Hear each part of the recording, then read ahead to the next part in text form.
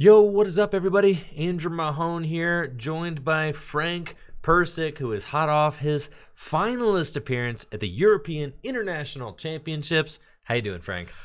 I'm doing pretty good. I'm doing very good. Yeah, I mean, you gotta be. Second place finish, $5,000. Whimsicott V-Star. Tell me, what's it been like coming back from an international trip, coming home after a huge tournament success like this? It's been a little overwhelming at first. This is like really my first big, well, I would say my first big finish, but this is like my placement, right? Like this is like, I definitely feel like I carved my name in the stars for like a hot minute. Like I have my one IC top 8 before in like my top 16 year.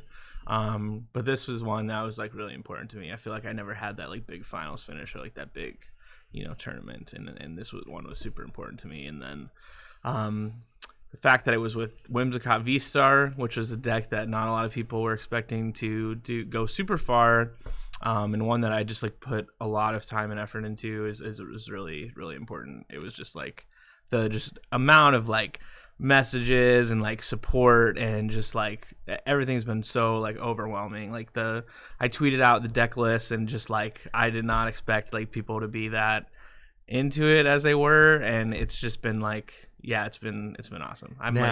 You brought this deck to Full Grip Games for our our Pokemon night like 2 weeks ago, and I remember asking you, Frank, what deck you got? You know what you're gonna play for EUIC, and you're like, oh yeah, this is the deck right here. It was like that level of confidence. You knew it was Whimsicott V-Star. You knew it was this deck you'd been working on, and you delivered. So run us through, how'd you come to the point where you knew you were going to play Whimsicott V-Star and you knew it was the deck for this tournament? A lot of good tournament run decks have made their debut here in Full Grip. the Giratina Garchomp deck from that won Dallas Regionals in 2016. Yeah, didn't Hunter was here, I think, or no, that was the Stunfisk deck was here before it. Hunter top 8 with NAIC. Yeah. And then the Giratina Garchomp deck I brought here when Hunter won, and I got top 16. And what's the Eggsplat deck? Eggsplat deck was here for yeah. So I love coming to Full Grip to like play these decks and just like Frank specials. Yeah, made their ways through this door. Oh yeah, definitely got to get my Full Grip reps in before I bring it to a big tournament. And so with the Whimsicott deck, I definitely I decided I was going to EUIC in like right at the end of March. I think it was like March 23rd. And so as soon as I booked my flight, I was like, all right, time to get ready.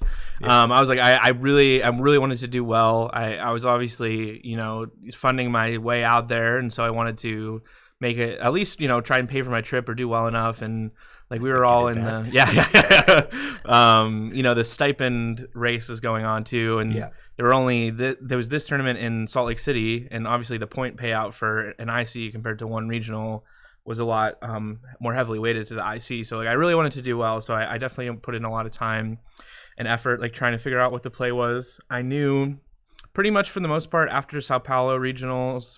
Well, I started testing before Sao Paulo regionals. And so I knew that Arcantelion was a deck, Mew was a deck, Malamar had just done really well. And Urshifu was like probably going to be the fourth most popular. And that was pretty much on everybody's radar. Like the meta was like very set in stone. And then after Arcantelion had won Sao Paulo, the probably a few days after I had booked my flight, then people were really, really, really keen on the Arcantelion deck with the with Melanie and the water energies and stuff like that. And so I had been testing out a few different things. I knew just based on how the format was with Arcantelion only playing the 6 basic energy, and the Mew VMAX lists were pretty much almost entirely special energy. They moved away from the basic energy. Malamar playing 4 out of their 6 energy were special energy. I knew I wanted to do something like around that, because like just exploit that from like a lot of the decks. Same thing with Urshifu and Rapid Strike energy.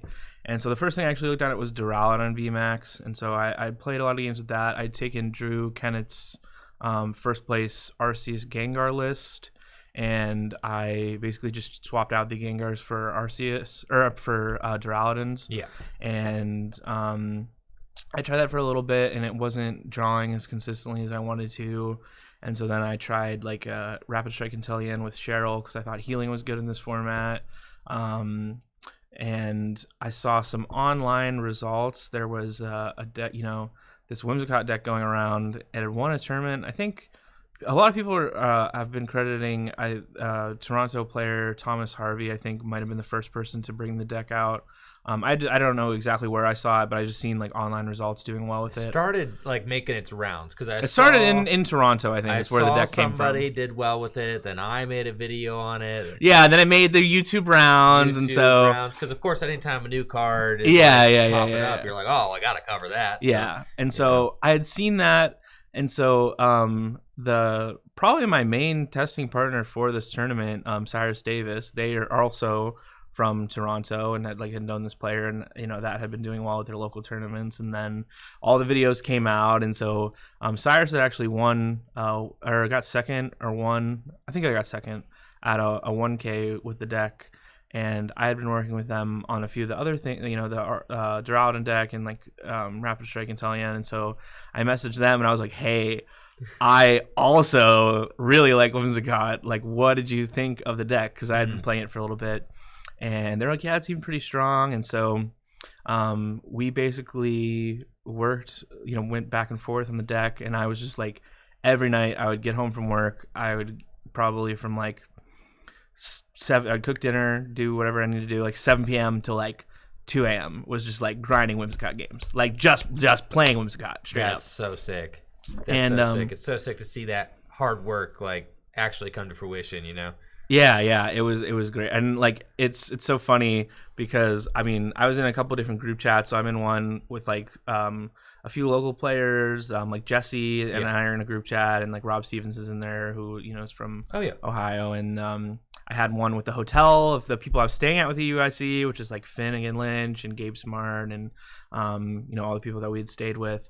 And then I would every day just hey, anybody want to test? Hey, can somebody test this against me? People are like, Frank, just go play Whimsicott. Just to play. Testing with dude. How many Whimsicotts are there going to be at the EUIC? Yeah. So I played a lot of ladder games because it seemed like nobody wanted to had enough free time to test for this tournament as much as I wanted to. So I looked at my PTCGO numbers and 300 games at least.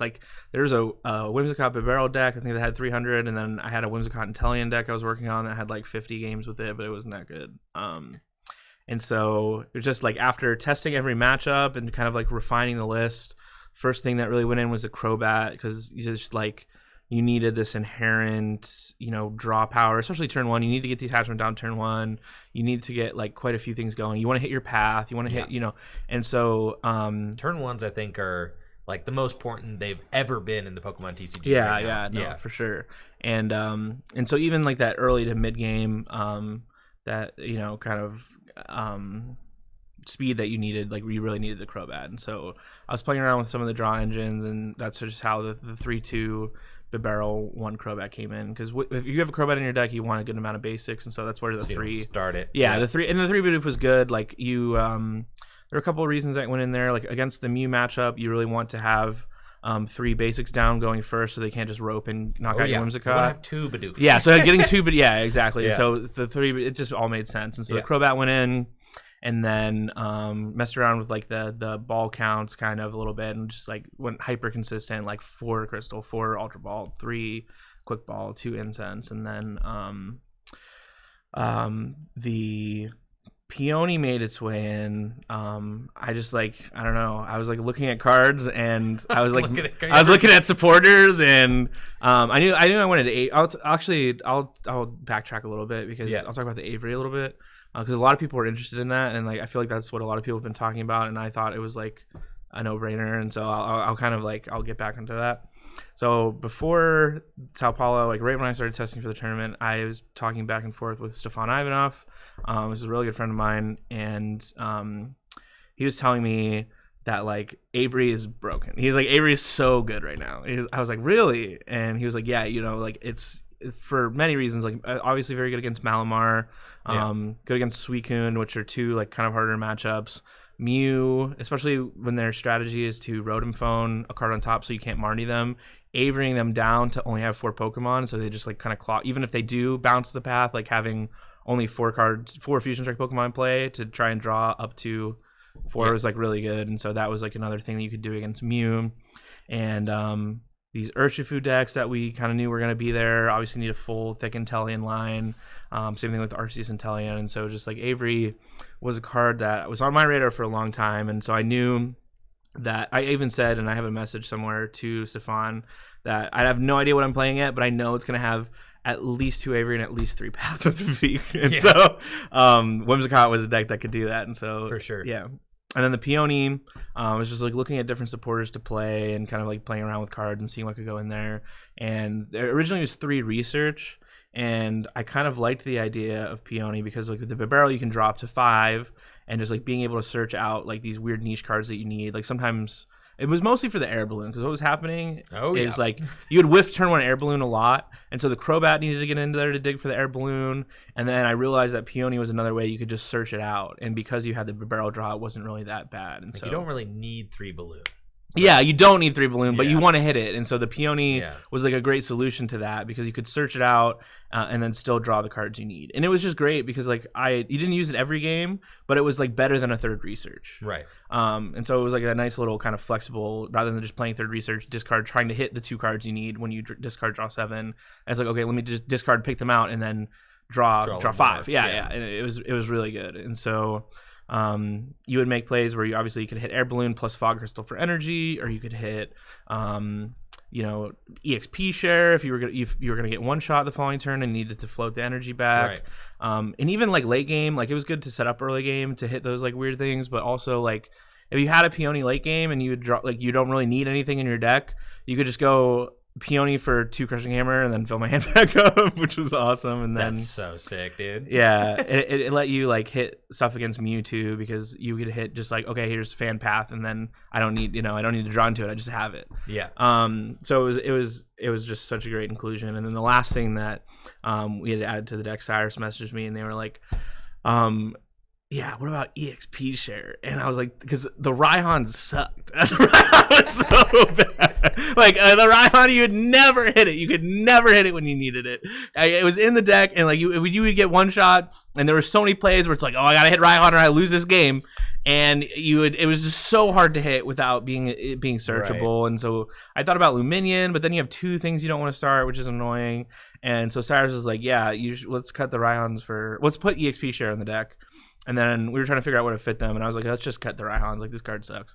And so we played 2. We started with 2 XP share and 1 Raihan, and then you'd never, because like ideally you could do like cute plays where you like attach DCE, move the energy with the EXP share, Raihan, attach another DCE, and then do like a huge fluffball star attack and like with 1 turn. But you just would never hit the Raihan at the right time, so we just cut that out and use the EXP share, and then Makes sense. Up the ball search cards.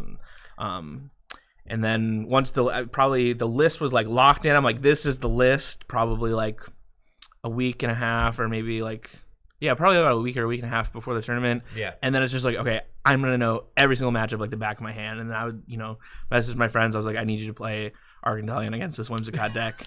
And we're like, oh, it doesn't beat. Oh, we're like, oh, we get beat once in a while. We're like, oh, it doesn't beat this Arceus deck. And then we just like formulated the game plan for that. The Mew matchup was pretty straightforward. Tested Malamar a bunch, and by the time it was, I was at Full Grip. So I left for EUIC on Wednesday, and I was at the Full Grip tournament the Wednesday before. Yeah. And I had the deck there, and I'm like, it's ready. Like, this is gonna. You were so confident. Yeah. I was blown away at how confident you were a week and a half out. I was like, bro, yeah. But that's sick, man. To be able to like call a shot like that and deliver is absolutely phenomenal. Now, obviously, incredibly stoked on your performance. It was a extremely job well done. The top finisher from the United States, USA. Yeah, let's go. So you got to be stoked about that. Now, let's talk a little bit about Frank, the person. I mean, you've been playing Pokemon cards for a handful of years now, right? Yeah. Oh, yeah. You're 25. Yep. And you got your career going on and everything, but Pokemon has been a big part of your life, I think, for the last handful of years. Tell me one of your best Pokemon stories in the time that you've been grinding for Worlds, and one of your worst Pokemon stories that's appropriate. Yeah. No, I got you. Okay. All right, on the top of your head, best and worst. I'll start with the worst because I know that one right away. Worst Pokemon. So I like to build these unique decks, and what I say is like, I'll play a Mew deck if that's the best deck for the tournament, but oftentimes I'm like, I think this is not the best deck for the tournament. I was like, I think I don't want to play the Mew Mirror. I think people are gonna play this isn't it for me. Yeah. And I'm also like, sometimes I just don't want to put in the time to like learn these decks because I don't enjoy them as much, and so I do try my best to like find, there's like this secret deck, or like, this might be good, and a lot of the time that I have some success, especially I think the lack of knowledge from your opponent is a big factor in that.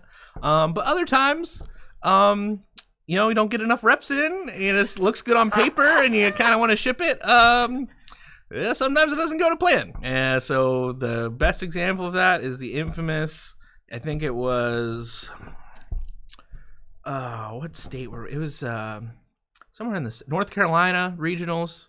Where when Audubon got top 8 with Glaceon. What tournament that was? That 20 like Charlotte 2018, I think. Yeah, 2018. 2019. 2018.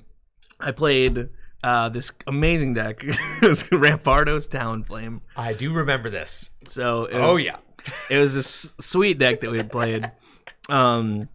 He played, so there's a Rampardo. Okay, so the best cards in format, it was Zoroark Buzzwole format. Okay, I know. And so if you played around that time, Zoroark Buzzwole, like public enemies number 1 and 2. Oh yeah. And Rampardos had 2 attacks. One of them, I think it did like 120 if the opposing Pokemon was an evolution Pokemon for like a fighting, which could one-shot a Zoroark that was weak to fighting. And then for 3 fighting energies, I knocked out a basic Pokemon. It was like instant kill. Instant KO the Buzzwole. Oh yeah. And I was like, these are 2 great attacks on a Pokemon that came from a fossil card. So we had to figure that out. Rampardos is like a stage 2. Yeah, stage 2. Fossil into like Craniados into Rampardos. Yeah. So it's a lot to set up.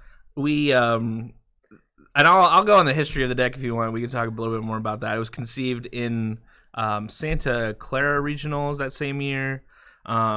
With like myself, Serena Redu, Travis Nunlist, and I think Zach Lesage was there for a little bit too. It was just like a random group, like the most random group of people, just like hanging out. It was late, we may have been, celebrating a little bit from the tournament, and we're like, we have this great idea. and didn't the deck have like 1 basic Pokemon? Yeah. So you played Talonflame, which from Steam Siege. Yeah. So the Talonflame is if it's a stage 2, but if you start it in your opening hand, you can play it down like a basic. Right. And for 1 energy, it did 40 and like searched your deck for 2 cards. Yeah. So that was how you would set up your Rampardos. And you played counter energy. So counter energy when you're down on prizes. Right. They would knock out your Talonflame. You'd attach counter energy to the Rampardos, which was worth 2 fighting. Great idea, in theory. Right. But unfortunately, you have to play 1 basic in a standard Pokemon deck to compete. So we played 1 Fletchling. We're like, I think we might have played 2, actually. We might have played 2 Fletchling. But we're like, what we can do is we play rare candies. Like, if you whiff the talent, maybe we'll hit a Fletchling. And so I tested a good amount of games. That's like 20 or 30 games, not 300, so I learned my lesson there. But it was doing fairly well. I was hitting the Talonflames. I was winning the games. I was doing what I needed to do. Very explicitly. And this was one of those situations where like, dang, Frank gonna go down with this deck, bro. And so I get to the tournament and just like, I think I went 0-3 drop or like 0-3-1. It was like a nightmare. I started Fletchling every round. I started Fletchling and like, my games took like 40 minutes for a game. I also did not time it out appropriately. I like tied. I think my first round I and just like lost everything else. It was just like absolute nightmare scenario. And I'm just like dropped like before anyone else. I did not win a round. So I'm like there like in North Carolina, just like hanging. Nothing to do. I'm not trying to go 5-0 to get 5-3-1 and get points maybe. No, it's time to pack it up. Yeah. So that was really bad. Yeah. And then probably one of my best Pokemon. I mean, this weekend, man, like, obviously. Other than this weekend, like it really. Oh man, there's been a lot of good memories in Pokemon. I think honestly one of my favorite memories. I really do enjoy the aspect of Pokemon. I don't think gets talked about a lot. Is just like outside of the tournament. Like I've obviously had good finishes and had fun runs. I can talk about my OCIC top 8 or the Giratina deck that I love to talk about so much. But really, I think one of my first. It was 2018. So it was actually my second NAIC. And I was doing really well this season. Like I was in the top 16 race pretty much all season. Yeah. And people, this is when I started to be like getting recognized for the first time, really, by people and like meeting new people. And that tournament was super fun because everyone was there from all over the world. Huge tournament, like thousands of players. That was the one. I think that was the one that like had like six. That was the one that capped. I think there was like 1,600 masters or something like that. Insane. I think that was the year. What, 2018? Yeah. NAIC, I think it was the biggest tournament ever held. Yeah. And so it was just like everyone was there from all over the world. And again, really good friends with Hunter Butler, who had been playing a lot longer than I did, knew a lot of these people. After the tournament, he had, had some people over hanging out. All things are moving and shaking. Yeah. And just like meeting all these like amazing people. I made some amazing friends. That's where I met like Stefan and Fabienne Puyol for the first time. Where I started, I think I met like Pedro Torres, who's like a real good friend of mine now. Gustavo I had met, who is really good friends with Hunter and had introduced us. I met like Nick Robinson there, 2016 national champion, and like not only was I like meeting these people and like just like socializing and just like for the first time like really feeling like as a part of the community, but these people were like excited to meet me, which was like weird for me.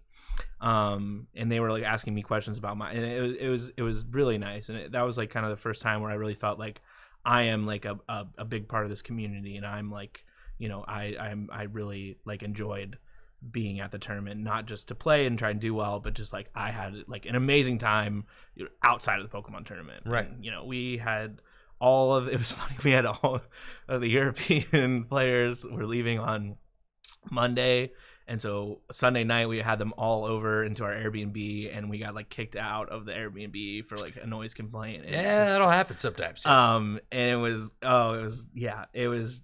an amazing weekend, and just like it was great. And so any of the like the European players or people that you don't get to, I haven't seen these people in like 2 years now, and you really only get to see them probably once a year or maybe twice a year if you're traveling to another IC. And so just that whole weekend and that whole like camaraderie really of the game was my favorite part of Pokemon overall, and like that was my favorite part of. Other than getting second, it was like my favorite part of this weekend as well. And so, that's definitely like a big highlight for me, and like why I am 25 and playing Pokemon on, outside of my job. And so, bro, I'm 33, man. Like, what? Yeah, bro, you young buck over here. Yeah, no, that's really what keeps me going. And that's what I don't think I can see myself doing this for a while, because it's just like, it's so much fun. Yeah, I think if you ask most Pokemon players what their best experiences with the Pokemon TCG, it's probably not involving the actual the tournament stuff. Yeah. It's friends, getting to meet people. Some of the best friendships I have in my life are through Pokemon cards, so I definitely relate with that. Well, I think that's Full Grip Games League. It's actually getting ready to start up. So we have to make our way down and submit. Man, there's so much more I'd love to talk about. I know. But we're gonna have to get squared away for that. It's been a pleasure having you on, Frank, to talk about your deck. And I would really love to have you back on the channel sometime to do some tabletop gameplay or something like that. I think would be great. Anytime. I'm not too far away, so I'm always happy to make the trip down here for sure. Appreciate you taking the time to talk with us, Frank. Again, Frank Percic. Where can they find you on Twitter, Frank? At Steak Frank. There you go. Steak Frank. Like the food, not the piece of wood. STEAK Frank. That's Steak Frank on Twitter. Thanks again, Frank, for joining us.